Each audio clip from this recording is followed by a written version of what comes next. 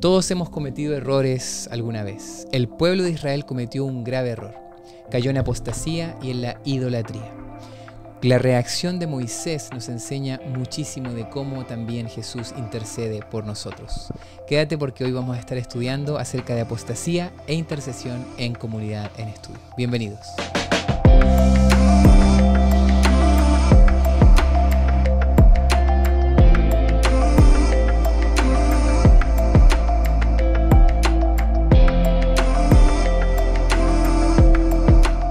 Cristian, ¿cómo estás? De vuelta aquí, te extrañábamos, la verdad. ¿Cómo está, Dani? Una alegría estar juntos aquí. Bueno, agradecidos también por unos días que no hemos podido tomar de descanso, junto con Mariela, con mi esposa. Y bueno, agradecido también porque, bueno, tanto parte tuya como Brian también hicieron muy buen trabajo ahí juntos, ¿no? Brian. Estaba nervioso Brian ahí, pero lo hizo bien. Así que le mandamos un saludo ahí a nuestro amigo Brian. Ya estarán otros también con nosotros. Y también agradecido ahí de tenerte de vuelta.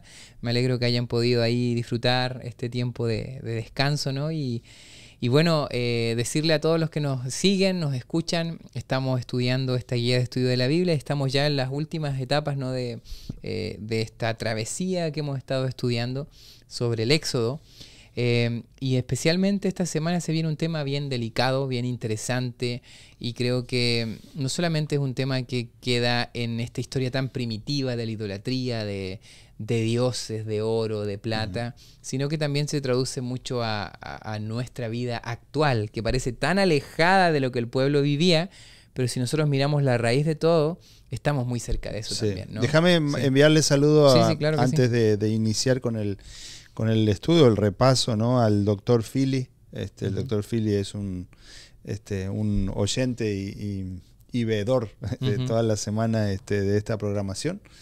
Así que saludos, Philly, también, a Diana, a sus niños también como familia, ¿no? Philly, un grande, nos ayudó mucho cuando Mari tenía un problema ahí en el ojito, así que nos ayudó ahí muchísimo, así que gracias, una linda familia ahí de la iglesia también.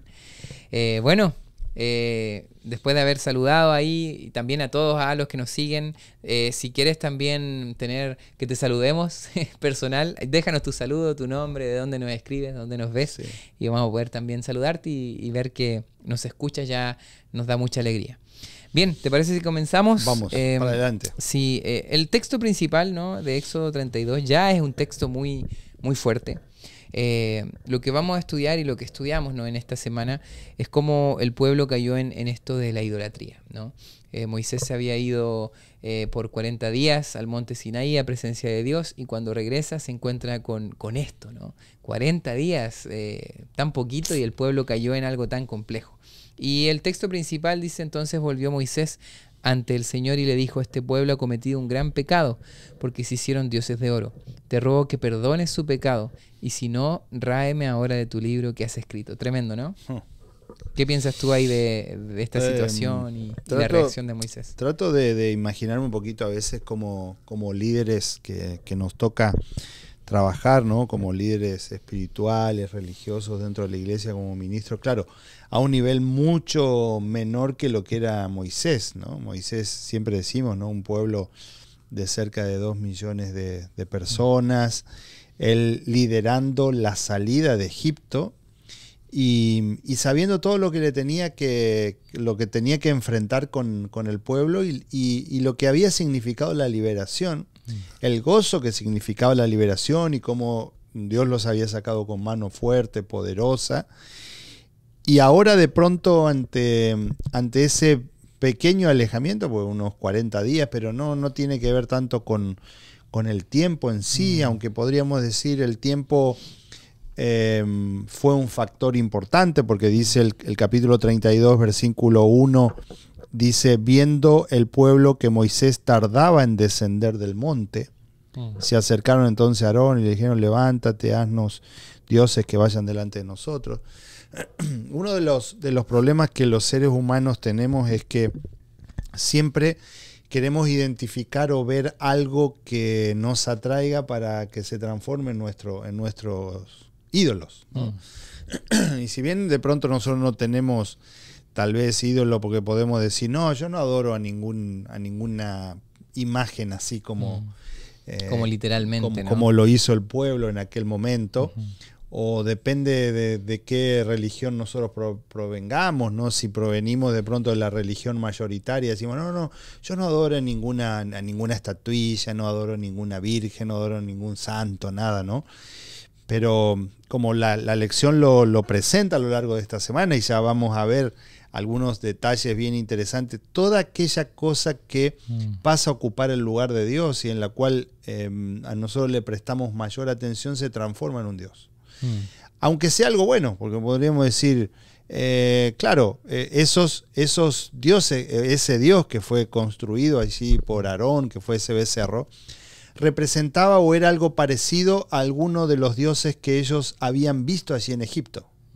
Y de alguna manera era volver aquello de lo cual de donde ellos habían salido, ¿no? Correcto. De donde Dios los estaba sacando, ¿no? Entonces el texto que dice allí, este pueblo ha cometido un gran pecado, se hicieron dioses de oro, ¿sí? Esto le dice Moisés a Dios. Yo trato de ponerme en el zapato de Moisés y ver la tristeza, ¿no?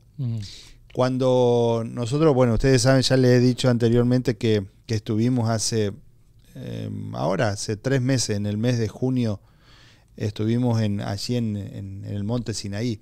Y cuando volvíamos bajando del monte Sinaí, habíamos subido, yo les comenté ahí, salimos a la 1 de la madrugada, de noche, plena noche, ascendimos durante 4 horas, llegamos aproximadamente a las 5, 5:30 ya estaba comenzando a despuntar el alba, o sea, a salir el sol. Tuvimos un pequeño culto allí con el grupo que habíamos ido aquí de la iglesia central, allí en la misma parte de arriba, y como a las 6:30 comenzamos el descenso, ¿no? Que nos llevó aproximadamente unas 3 horas descender. Y cuando íbamos descendiendo, una de las cosas que a mí me llamó la atención es el silencio que hay ahí. Y yo le preguntaba a uno de los guías, un beduino, ¿no? Que estaba allí, decir, ¿dónde se presume que puede haber estado ubicado el pueblo? Entonces él desde arriba me dice, presumiblemente tiene que haber estado en este lugar, pensando en la ubicación de 2 millones de personas. Y una de las cosas que a mí me llamó la atención y que le decía a mi esposa es el silencio que hay, ¿no? Y uno puede escuchar, y a veces escuchábamos personas que venían hablando ahí abajo, lejos, no sé, a 300 metros delante de nosotros. Wow. Obvio, no se escuchaba lo que decían, pero sí se escuchaba que estaban hablando, y estaban como a 300 metros. Porque es como una caja de resonancia ahí. Claro. Hay montes de un lado, del otro, y está ese valle donde... Y se escucha, ¿no? Y más que hay silencio, y ese momento no había viento para nada, que uno diga no... Y lo mismo para arriba, sentíamos también el ruido de la gente que venía un poco más atrás de nosotros, que venía más arriba, ¿no? Entonces yo le decía a mi esposa, lo que debe haber sentido Moisés, viendo ahí quemar cosas, claro, y la gente danzando y la gente gritando. Y dice el versículo 17, cuando oyó Josué el clamor del pueblo que gritaba, le dijo a Moisés, alarido de pelea hay en el campamento. Y él le respondió, no es voz de alarido de fuertes, ni voz de alarido de débiles, voz de cantar oigo yo, ¿no? Y yo me imagino cómo él, de haber estado 40 días en la presencia de Dios, ahora comienza a ver la degradación del pueblo, ¿no?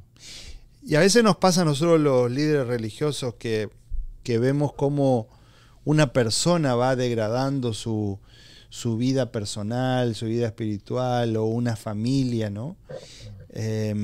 Y uno lo ve que de pronto tan bien habían estado antes, 3, 4, 5 años atrás, y ahora uno lo ve como se derrumbó completamente su experiencia espiritual y comienza... Es triste, ¿no? Hasta el rostro le cambia a la persona. Sí. Hasta el rostro, todo, sí, los ojos, ¿no? La sonrisa se le va cuando uno comienza a estar o a vivir lejos de Dios. Y yo me lo imagino, trato de imaginarme a Moisés, ¿no? Volviendo, regresando ahí y viendo ese panorama de tristeza, la decepción, ¿no? La decepción. Sí. ¿Sabes qué? Yo creo que aquí podemos comparar dos reacciones o o dos liderazgos, ¿no? Moisés, me llama la atención cómo él reacciona. Por un lado, yo creo que hasta rabia, ¿no? Así que lo llevó incluso hasta romper las tablas, ¿no? Porque incluso creo que yo hasta he sentido eso, hasta cierto punto es normal, pero es interesante, ¿no? Muchas veces cómo nos aproximamos a aquel que está perdido. A veces cuando más pensamos que estamos cerca, miramos al otro que ha cometido errores y quizás hasta nos da rabia y juzgamos y no entendemos por qué el otro está decidiendo esto, ¿no? Se puede entender, pero hay que tener cuidado cómo lidiamos con eso, ¿no? Porque a veces podemos caer en vez de reaccionar, o sea, estoy cerca de Dios me lleva a ser una persona más amorosa y que contagia el amor con aquellos incluso que han tomado decisiones difíciles o que yo no tomaría. Pero a veces nos puede llevar a separar, ser más legalista y a ser más rígido, más duro, ¿no? Exactamente.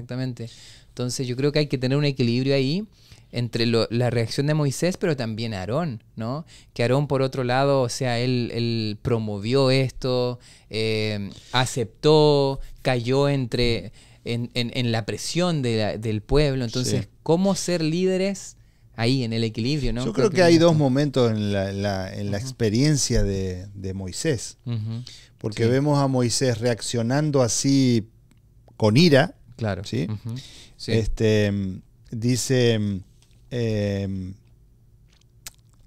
Dice el versículo 19 del capítulo 32 de Éxodo: y aconteció que cuando él llegó al campamento, hablando de Moisés, y vio el becerro y las danzas, ardió la ira de Moisés y arrojó las tablas de sus manos y las quebró al pie del monte.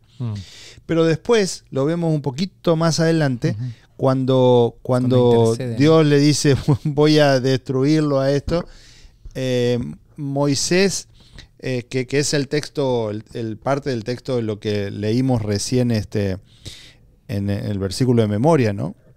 Dice, te ruego que perdone su pecado. O sea, él produce la intercesión, ¿no?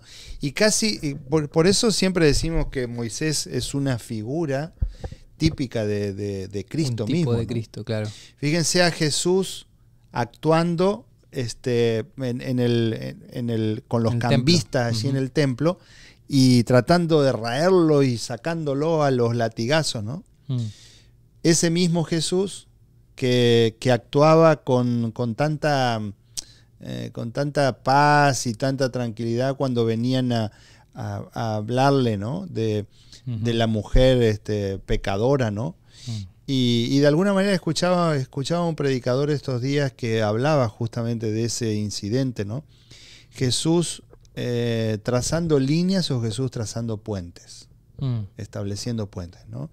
¿Qué es lo que nosotros hacemos cuando hablamos con las personas que se han equivocado, ¿no? Trazamos una línea como diciendo tú allá, pecador, y yo acá de este lado, santo. O queremos trazar un puente con aquella persona que se ha equivocado y decimos, mira, yo también soy pecador, también he cometido pecado y puedo de alguna manera entender por lo que estás pasando. Y Jesús lo que vino a hacer fue eso, ¿no? Claro, con algunos sí trazaba línea. Y entonces este predicador habla de esa diferencia de cómo Jesús trata a la mujer pecadora, que nosotros consideramos que es María Magdalena, la mujer encontrada en el acto mismo del adulterio, y los que venían a acusarla. Pecadores eran los dos. Claro. ¿Sí? Pero Jesús con uno traza una línea, ¿no? Le dice, ustedes allá. Ustedes allá, ¿por qué? Porque se creen que son mejores. Claro. Y no están entendiendo que ustedes son pecadores y no hay humildad en el corazón de ustedes. Pero con esta mujer establece el puente de conexión y él presentándose como el verdadero Salvador, ¿no? Y yo aquí encuentro a Moisés estableciendo ese puente de conexión también ahora con su pueblo, con un pueblo pecador, con un pueblo que había cometido pecado, ¿no? Como dice, este pueblo ha cometido un gran pecado, dice el versículo 31, ¿no? Se hicieron dioses de oro, ¿no? Te ruego que perdone su pecado, ¿no? Sí. ¿Y quiénes somos nosotros a veces para juzgar a aquellos que que se han equivocado, y el Señor nos llama a tener esa obra de esa oportunidad de ser instrumentos de intercesión también, ¿no? Wow. Sabes que yo siempre escuchaba esta frase de cuando niño que decían: si tú no estás dispuesto a morir por esa persona, entonces no eres quien para juzgarla, ¿no? Y ahí comparaba lo que tú decías, o sea, Jesús también murió por los fariseos, también murió por los religiosos. Fue muy claro con ellos, reaccionó incluso con ese fervor contra las prácticas que hacían, pero él estaba dispuesto a morir por ellos y lo hizo, ¿no? Entonces, y yo veo aquí a Moisés tipificando eso también, ¿no? Porque él diciendo, o sea, mi pueblo cometió pecado, viendo a Dios que iba a ejercer ese juicio de destruirlos, y él diciendo, bórrame a mí del libro de la vida, o sea, yo estoy dispuesto a morir por este pueblo, ¿no? Entonces yo creo que ahí está el equilibrio. Yo creo que hay que reconocer, Moisés reconocía que el pueblo se había equivocado. Aquí no vemos que él diga, no es tan malo lo que hicieron, ¿no? No es tan malo lo que hicieron, así que por favor, Dios, no es aminorar la gravedad del pecado, pero es decir, yo, claro, me enojé, me dolió, pero perdónalos, ¿no? Sí. Y ahí veo a un Jesús también diciendo, perdónalos porque no saben lo que hacen. O sea, eso es tremendo, ¿no? Sí. Y bueno, ahí lo vemos, entonces podríamos hablar de la obra de Aarón, ¿no? Sí. Siendo un líder, dejándose manipular de alguna manera por lo que el pueblo estaba queriendo hacer, para no contradecir, ¿no? Y muchas veces también nosotros podemos llegar a caer en ese riesgo como líderes, decir, de permitir que se nos manipule porque de pronto no contradecir, o que la gente no nos quiera, o que no vaya a pensar mal de nosotros, y entonces, y eso fue lo que pasó con Aarón en aquel momento, ¿no? Sí. Y Moisés se enoja tremendamente con Aarón por esto que él estaba haciendo, a pesar de que Aarón había sido un instrumento sumamente positivo en un momento, ¿no? Y lo siguió siendo después también, pero lo fue en el momento de la salida, un fiel consejero de Moisés, alguien que hablaba por Moisés también. Entonces, pero aquí tuvo una falla como tal, ¿no? Entonces nosotros tenemos que estar atentos también como líderes de no caer en aquellas fallas, ¿no? Decir, solamente por intentar o querer agradar a aquellas personas que están a nuestro alrededor, decir, yo como líder tengo que ser bien claro, enfático, y sostenerme en lo que tiene que ver con los valores, ¿no? Claro que sí. Justo hoy hablaba aquí en el culto de oración de los miércoles, ¿no? Sobre esto que se repite mucho, ¿no? De que nosotros a veces no estamos dispuestos a perder la aprobación de la mayoría por hacer lo correcto. Y preferimos agradar a la mayoría y no perder las cosas que tenemos, y nos perdemos de hacer lo que realmente Dios nos está invitando a hacer, ¿no? Y ahí poníamos el ejemplo de Pilato, por ejemplo, que Pilato en el fondo sabía que Jesucristo era alguien inocente, ¿no? Pero al final, por no perder, y Ellen White dice, ¿no?, por no perder su estatus, su aprobación de las masas, él se lava las manos, ¿no? Y yo me imagino un Aarón parecido, ¿no? Sí. Y a veces como iglesia hacemos lo mismo, ¿no? A veces hay que hacer ciertas cosas correctas, pero por proteger, a veces, y pasa esto, y quizá puede ser algo delicado, pero a veces por proteger la imagen institucional de la iglesia, terminamos ensuciándola más, ¿no? ¿Cuántas veces no ha pasado que en la iglesia líderes importantes, por ejemplo, cometieron actos que no iban de acuerdo a la palabra de Dios, y en vez de ponernos en el lugar de la víctima, ponernos en un lugar de compasión, por proteger la imagen de la iglesia, tratamos de que eso no se sepa, encubrimos, y viene un asunto que al final es peor, ¿no? Yo creo que el proteger la imagen de la iglesia, Jesús lo hacía. O sea, él, por ejemplo, era muy mal visto que hablaba un hombre a una mujer en público, pero Jesús iba y hablaba con la mujer samaritana. O sea, Jesús recibía pecadores, Jesús se sentaba con ellos. O sea, si hablamos de reputación, Jesús era el que más tenía la reputación dañada, Sí. pero él no le importaba eso porque su mensaje era más importante. Entonces, aquí vemos a Aarón completamente diferente, ¿no? O sea, él por agradar a la mayoría cometió algo que él sabía, yo creo que en el fondo que estaba malo, ¿no? Claro. Entonces... Debe haber habido una lucha interna con él muy grande, ¿no? Ujú. Pero se dio a lo que el pueblo quería, ¿no? Sí, sí, y ahí está el pecado también, ¿no? Y yo creo que ahí como líderes, no solo nosotros que somos aquí en este pastores, sino cada uno de los que está con algún liderazgo, creo que tenemos que ser muy sabios, ¿no?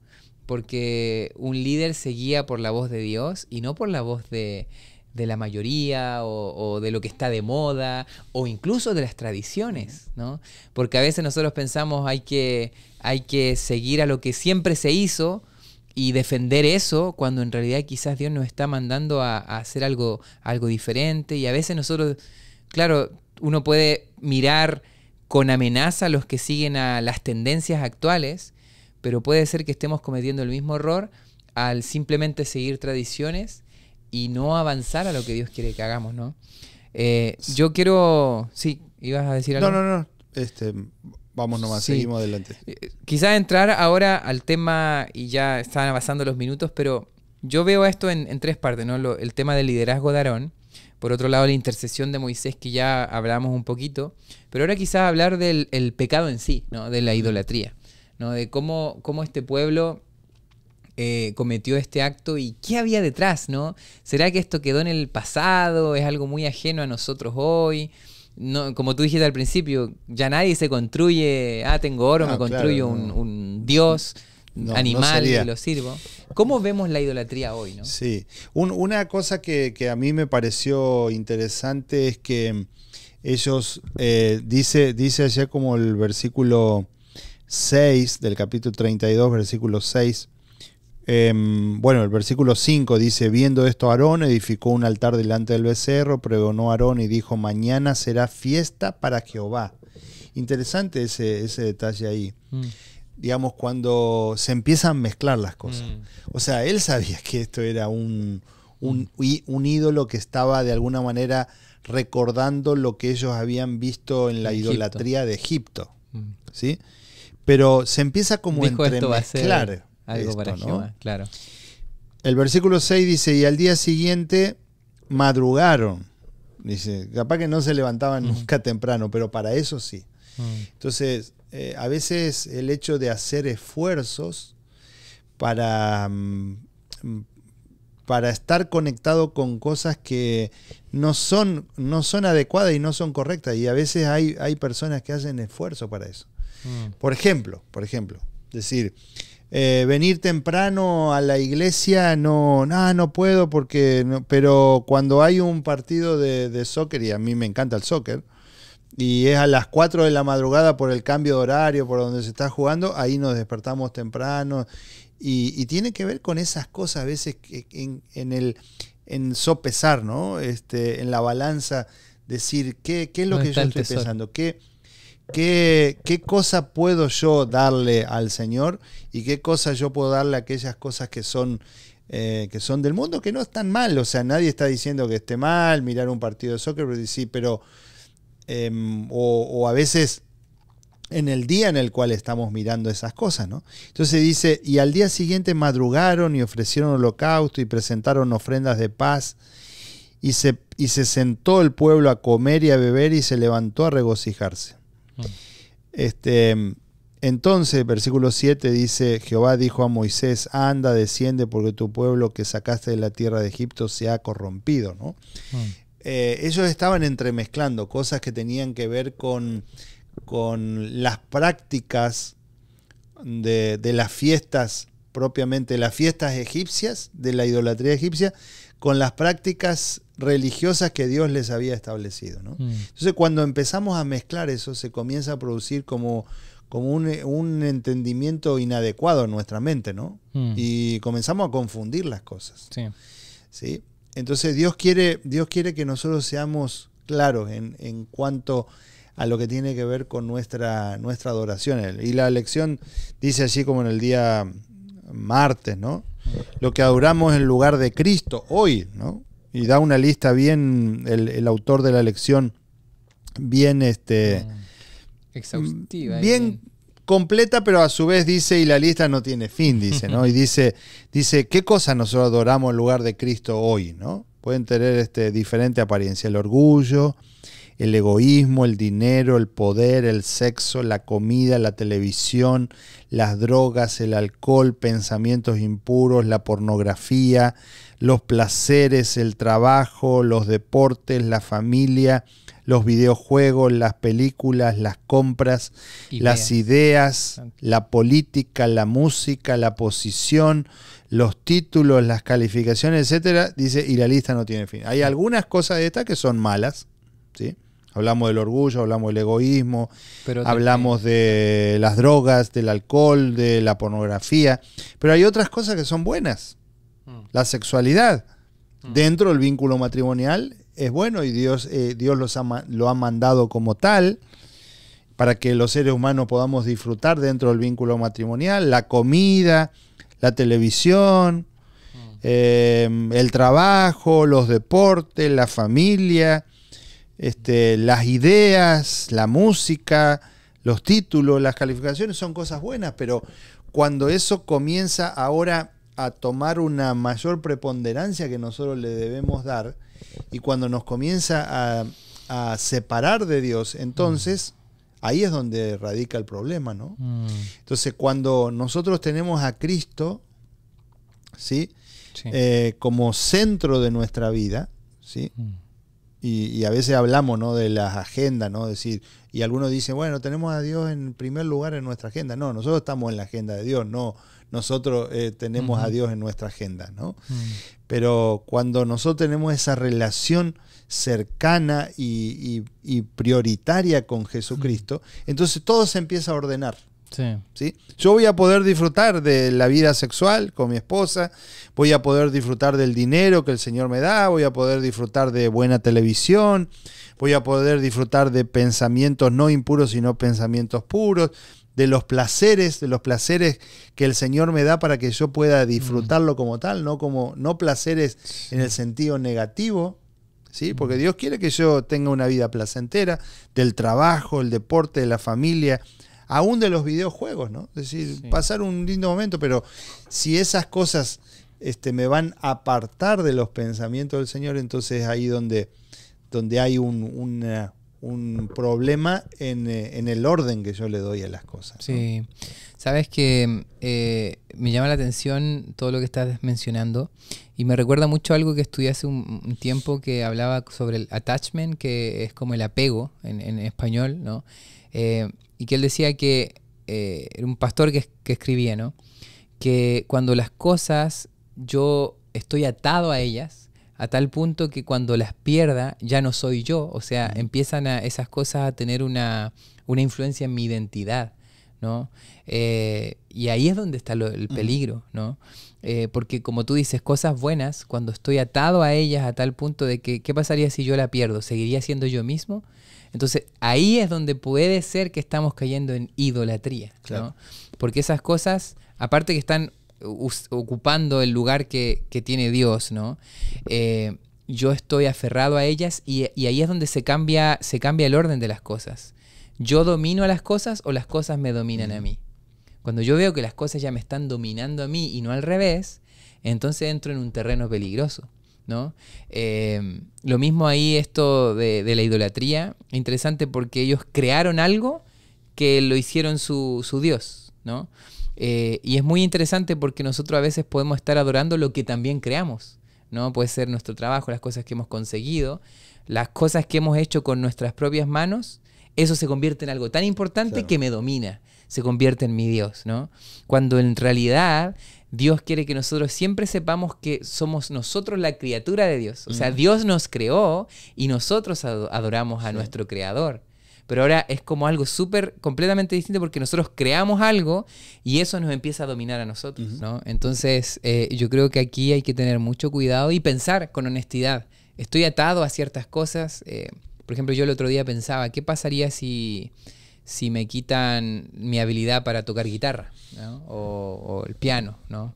Entonces yo pienso, seguiría siendo yo mismo, ¿no? Y aunque amo tanto hacer esto, no debería ser parte, o sea, si en algún momento lo pierdo, seguiría siendo yo porque mi identidad está en Cristo. ¿Qué es lo que te define, no? ¿Qué es lo que me define? Me define las cosas que he logrado, las cosas que hago, Claro. las cosas que no hago. No, me define Cristo. Él es mi identidad, ¿no? Por eso es tan importante, como tú dices, tenerlo a Él en el centro, ¿no? Eso es bien poderoso lo que dices, Dani, ¿no? De paso, no te imagino no tocando guitarra, Claro. pero qué importante es eso, decir, ¿qué soy yo? ¿Qué me define? Me define el reloj que tengo puesto, me define la ropa que he visto, me define el título que tengo. Esto es una cuestión bien profunda, ¿no? Porque a veces, especialmente los pastores nos pasa, ¿no? Decir, ¿qué soy yo? Soy un pastor. Y decir, pero eso de pronto hasta puede llegar a definirme como tal. Es decir, no, yo es lo que hago.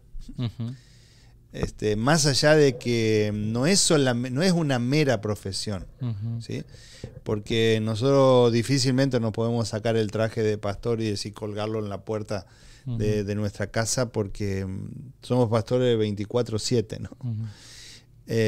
Entonces a veces nos es sumamente difícil diferenciar eso, pero yo no es lo que soy, es lo que hago, ¿sí? Yo soy un hijo de Dios, yo soy alguien que debe tener una relación cercana con Jesucristo cada día y estar conectado con el Señor Jesús cada día, primero que nada, ¿no? Después soy esposo, después soy padre y luego soy pastor, ¿no? Entonces cuando nosotros comenzamos a identificar eso, ¿no? Esto nos da libertad por un lado, ¿no? Porque nosotros no nos va a definir el auto en el que andemos, la ropa que nos vistamos, el trabajo que tengo ahora, ¿no? el trabajo, si soy lo que soy, si soy pastor, si soy maestro, si soy doctor, si soy carpintero, ¿no? Eso es lo que hago. Yo primero que nada soy un hijo de Dios, por quien Jesucristo ha muerto, ¿no? Y me debo a esa relación personal con el Señor Jesús. Por eso es tan lindo cuando nosotros identificamos eso y tenemos esa relación con el Señor Jesús cotidiana, diaria, de diálogo con Él, de diálogo desde la mañana. Y no solamente a veces decir, bueno, Hoy estudié la lección de escuela sabática, hoy hice el folleto de escuela sabática. Me acuerdo, había gente que decía, hoy ya hice el folleto de escuela sabática. Y sí, pero ¿y después qué? Y después pareciera como que uno cerró el folleto de escuela sabática, cerró la Biblia y nos olvidamos. No, es constante. ¿Sí? Mientras voy trabajando, mientras voy a trabajar, mientras estoy trabajando. Es decir, tener esa conexión con el Señor Jesús. Es extraordinario eso, ¿no? Cuando podemos tener esa vivencia con Cristo, ¿no? Amén, amén, y que eso pueda ser una realidad en cada vida, ¿no? Y quizás solo para ir cerrando ya, el último punto que vimos es sobre la intercesión, ¿no? Y qué lindo es poder saber de que lo que hizo Moisés es lo que Jesús hace con nosotros hoy, ¿no? Moisés dispuesto a sacrificar su vida para que perdonen a su pueblo, ¿no? Yo creo que aquí podemos aprender dos cosas. Una es lo que Jesús hizo y hace por nosotros, ¿no? Sabemos que Jesús sigue siendo el intercesor, el que nos representa, el que ya entregó su vida por nosotros, ¿no? O sea, Moisés estaba dispuesto a hacerlo, pero Jesús lo hizo. Jesús se entregó para que nosotros pudiéramos tener el perdón, ¿no? Sí. Pero también nos enseña cómo deberíamos ser nosotros también, ¿no? Cómo deberíamos estar dispuestos a amar a las personas, cómo deberíamos estar dispuestos a perdonar y también a rogarle a Dios que pueda acercar con su poder a personas que están lejos, ¿no? Creo que nuestro identificar si estamos juzgando o si estamos amando como Jesús amó es muy fácil. Es decir, bueno, ¿cuál es mi deseo con las personas? Deseo realmente que ellos se salven, que encuentren a Jesús, que realmente vivan una vida buena con Él, o mi deseo es, ojalá reciban su merecido por las cosas que están haciendo, ¿no? Claro. Esto de la intercesión es bien gráfico y tiene que ver de alguna manera un anticipo de lo que iba a pasar con Jesucristo por un lado, Decíamos, Moisés es la figura, el tipo, la tipología, el típica de Jesucristo, ¿no? Jesucristo actuando como intercesor. Pero es interesante que aunque haya intercesión, no necesariamente hay remisión de los pecados porque de pronto la persona no está aceptando como tal. Cuando vamos a la historia, volvemos a la historia allí, dice el versículo 25, el capítulo 32, versículo 25, y viendo Moisés que el pueblo estaba desenfrenado, ¿no? El pecado produce eso, ¿no? El pecado produce, como cuando a veces, vieron que a veces los niños están en algún lugar así contenido y los soltamos así a jugar a algún lugar, empiezan a correr, a golpearse, ¿no? A hacer una cantidad de cosas. El pueblo, sin límite, ¿no? El pueblo estaba desenfrenado por causa del pecado, porque el pecado produce eso. Y es una catarata a veces de actuación, ¿no? De actos. Y se empieza con una cosa, pero después se va agravando cada vez más. Claro. Y a veces tenemos un chiste ahí con mi esposa y nuestras hijas, que a veces decimos, no, y esto va escalando cada vez más, ¿no? Y entonces, porque en algún momento yo les dije eso en el pasado a ella, y entonces les quedó eso y me hacen como bullying sobre eso, ¿no? Y esto fue escalando, ¿no? Sí. El pueblo estaba desenfrenado porque Aarón lo había permitido, dice el versículo 25, para vergüenza entre sus enemigos. Se puso Moisés a la puerta del campamento y dijo, ¿quién está por Jehová? Júntese conmigo. Y se juntaron con él todos los hijos de Leví. Y él les dijo, así ha dicho Jehová, el Dios de Israel, poned cada uno su espada sobre su muslo, pasad y volved a puerta por el campamento, y matad cada uno a su hermano y a su amigo y a su pariente. Y los hijos de Leví lo hicieron conforme a lo dicho de Moisés, y cayeron del pueblo en aquel día como 3,000 hombres. Siempre, cuando hay pecado, va a haber consecuencias. ¿Va a haber intercesión? Sí. ¿Jesucristo vino a morir por nosotros? Sí. ¿Hay salvación en la sangre de Jesucristo? Sí. Pero tiene que haber el deseo de aceptar esa intercesión de parte de Jesús. Estos, no todos aceptaron y reconocieron que se habían equivocado y pidieron perdón delante de Dios, y por eso hubo gente que tuvo que morir en aquel momento por causa del pecado. ¿Murieron todos? No murieron los 2 millones. Dios quería raer de la tierra a todos. Dios quería darle muerte a todos. Pero Moisés le dijo, mira, no lo hagas, por favor, recuerda, piensa en Abraham, piensa en arrepiéntete del mal que quieres hacerle al pueblo. Le dice, me llama la atención eso, ¿no? Moisés pidiéndole a Dios, arrepiéntese del mal que le quiere hacer al pueblo, pero por causa de lo que el pueblo había hecho, ¿no? Claro. Eso es para mí es súper poderoso eso, ¿no? Moisés ahora obrando intercesión. ¿Hubo intercesión? Sí. Y hubo gente que sin duda se arrepintió de aquello que había hecho, pero hubo otros que no. Claro. Entonces, puede haber intercesión, puede haber, pues está la sangre de Jesucristo, que murió en la cruz por nosotros, pero tiene que haber un deseo de aceptar aquello, y esa es la parte que nos corresponde a nosotros. Para que haya remisión de los pecados, para que haya limpieza del pecado, para que haya perdón de los pecados, tiene que estar el factor de la aceptación de que nosotros hacemos de lo que Jesucristo hizo por nosotros. Si no, es como que no está sirviendo de nada que Jesucristo haya muerto si nosotros no lo aceptamos como tal. Amén. Yo creo que esas palabras hacen eco al día de hoy también, ¿no? Y quizás Dios también pregunta, ¿quién está por Jehová? ¿No? Que den un paso. Y creo yo que esa pregunta Dios te la hace todos los días. ¿Será que realmente te vas a parar por Jehová? ¿Será que realmente vas a decidir ponerlo realmente en el centro, en lo más importante de tu vida, y no estar atado a ídolos que puedan estar dominando tu vida, ¿no? Y que el único que realmente domine y maneje tu vida sea el que quiere tu bien, que es Dios, tu creador? Que podamos decir esto, ¿no? Y que podamos ser aquellos que se mantienen firmes, ¿no? Y que tengamos también ese corazón de Moisés, ese corazón que está dispuesto a amar por sobre todas las cosas, pero que también podamos saber de que nuestras decisiones sí afectan ¿no? Y que nuestras decisiones son decisiones también que marcan no solamente nuestra vida aquí, sino nuestra vida eterna. Así que Dios te bendiga, gracias por escucharnos y nos vemos ahí la siguiente semana. Saludos, bendiciones. Bye bye. Chao, chao.